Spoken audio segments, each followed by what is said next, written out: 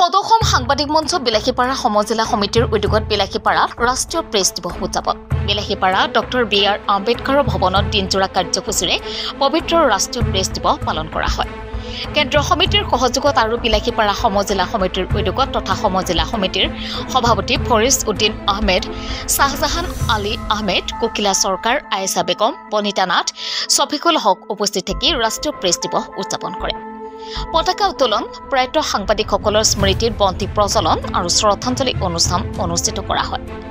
ৰাষ্ট্ৰীয় প্ৰেছ দিৱসৰ অনুষ্ঠানত উপস্থিত থাকে সদৌ অসম সাংবাদিক মঞ্চৰ কেন্দ্ৰ আৰু বিলাসীপাৰা সমজিলাৰ নেতৃত্বৰ প্ৰাক্তন বিধায়ক তথা বিভিন্ন দল সংগঠনৰ বিষয়ববীয়া, শিক্ষক, শিল্পী সমাজ আৰু টাইমছ 24ৰ CMD মুছলিম উদ্দিন মণ্ডলে প্ৰেছ দিৱসৰ ওপৰত ভাষণ আগবঢ়ায় আৰু ৰাইজৰ লগতে বহুগৰাকী সাংবাদিক উপস্থিত থাকে।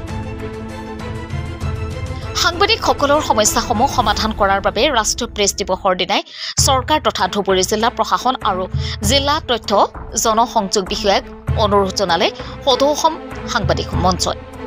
অহা 18 তাৰিখে সাংবাদিকসকলৰ সমস্যা লৈ সদৌ অসম সাংবাদিক মঞ্চই 8 দফীয়া দাবী লৈ জিলাই জিলাই আয়ুক্তৰ জৰিয়তে অসমৰ মুখ্যমন্ত্ৰীলৈ স্মাৰক পত্ৰ প্ৰেৰণ কৰিব। আসিৰ উদ্দিন সিঙৰ ৰিপৰ্ট, টাইমছ 24। মধ্যকালে তেখেতৰ নাম আমি হ'ব লাগিব। সেই ব্যক্তিজন যদি নহ'লেহেঁতেন হয়তো আজি আমাৰ এই ৰাষ্ট্ৰীয় প্ৰেছ দিৱসখন নহ'লেহেঁতেন। তেখেতে সৰ্বপ্ৰথম 1952 চনত তেখেতৰ প্ৰথম মাইণ্ডত সোমাইছিল যে ভাৰতবৰ্ষত আমি এখন ৰাষ্ট্ৰীয় প্ৰেছ দিৱস এটা গঠন কৰিব লাগে, সংগঠন এটা বনাব লাগে। এনেকৈ তেখেতে চৰ্চা কৰোঁতে 1965 চনত তেখেতে এই ৰাষ্ট্ৰীয় প্ৰেছটো লৈ এটা এক্ট বনালে।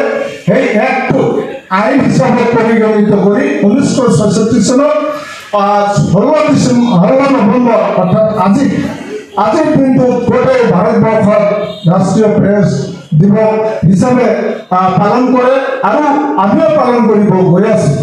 হয়তো আমি আজি বহুতেই সংবাদ মাধ্যমৰ সাংবাদিক আমাক বহুতে বেয়া পায়, বহুতে ভালো পায়। ইয়াৰ অৰ্থ আছে, কিছুমান সাংবাদিকে আজি যেনেকৈ আমাৰ বন্ধু সেলিম ভাই সত্যনিষ্ঠাৰ কাৰণে হয়তো কেতিয়াবা পাব্লিকৰ অলপ বেয়াও হয়, কিন্তু আমি এই আমাৰ মামাই কৈছে সাংবাদিক সকলো সময়তে নিৰপেক্ষ হ'ব লাগে, এইটো ভুল কথা।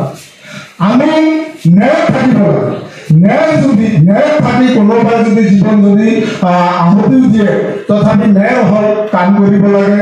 আমি আজিৰ এই সভাৰ জৰিয়তে আমি বিভিন্ন সংগঠনক আমি অনুৰোধ জনাইছোঁ যে আমাৰ যে সংবিধানৰ 4ৰ্থ স্তম্ভ আজি আমাৰ যিটো সাংবাদিক অৰ্থাৎ ৰিপৰ্টাৰ আমি কৰি আছোঁ, এইসকলক সকলোৱে সন্মান কৰিব লাগে। আৰু কেতিয়া সন্মান আপোনালোকে নকৰিব যেতিয়া আপুনি ভুলমতে পৰিচালিত হওক, যেতিয়া আমি সমাজৰ যিখিনি ন্যায়, সেই ন্যায়খিনি যদি আমি ঠিকমতে প্ৰচাৰিত বা সম্প্ৰচাৰ নকৰোঁ, তেতিয়া সেই ৰাইজ বা আপোনালোকৰ যিখিনি সজাগতা মানুহ আছে সেইখিনি আমাক প্ৰতিবাদ কৰিব পাৰিব।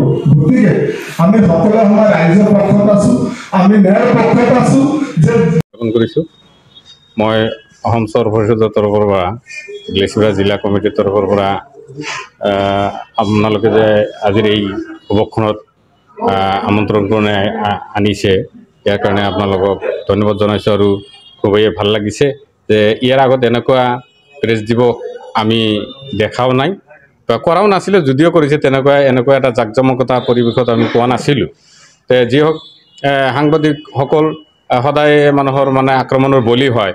এইকাৰণে মই চৰ পৰিষদৰ তৰফৰ পৰা চৰকাৰলৈ এটা আহ্বান জনাইছোঁ যাতে তেখেতৰ নিৰাপত্তাৰ ব্যৱস্থা যাতে দিয়ে, যাতে তেখেতে সুৰক্ষিতভাৱে সংবাদ সংগ্ৰহ কৰিব পাৰে, নিৰ্ভীকভাৱে যাতে সংবাদ মাধ্যমক সংবাদ পৰিৱেশন কৰিব পাৰে, তাৰ বাবে এটা নিৰাপত্তাৰ ব্যৱস্থা কৰিব লাগে চৰকাৰৰ তৰফৰ পৰা।